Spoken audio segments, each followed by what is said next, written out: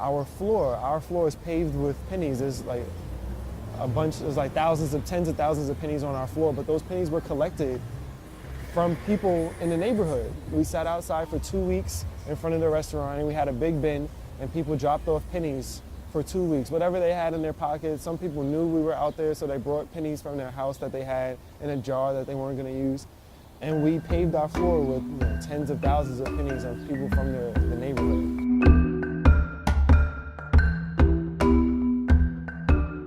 Just across the street, there's a vigil of one of the people from the neighborhood. He was 28 years old and he passed away of a heart attack, And I think I was telling you before, but he was one of the people who donated like pennies to us.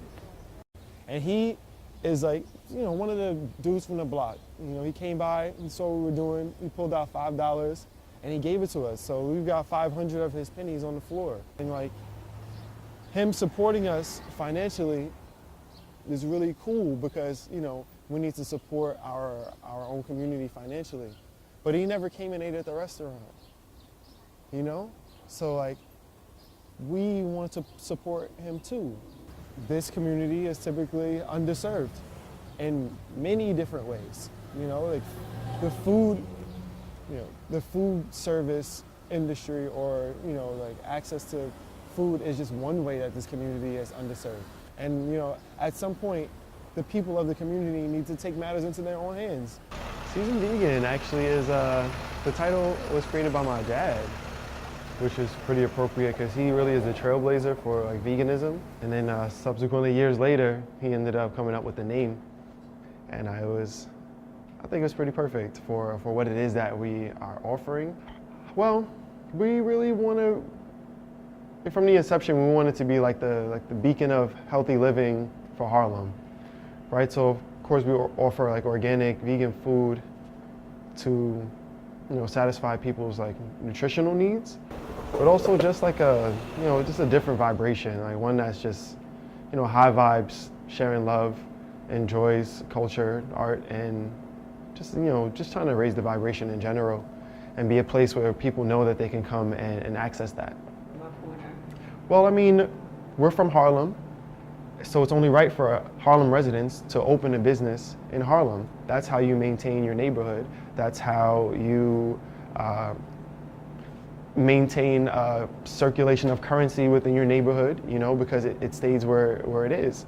It was tough when we first opened because we really didn't know how to run a restaurant. We knew how to like make good vegan food really in small amounts also. It wasn't even like we knew how to make a lot of food in bulk. We didn't know about employing people and,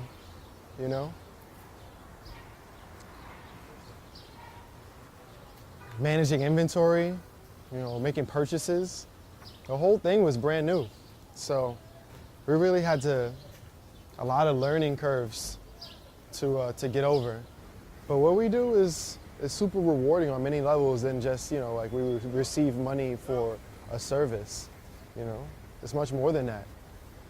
So it's awesome, It's just about access and affordability, Those are really the two things that we have to combat in our community if we want to take control over our eating habits, if we want to not watch our, family members pass away from heart disease and high blood pressure and all these things that we can fix with diet.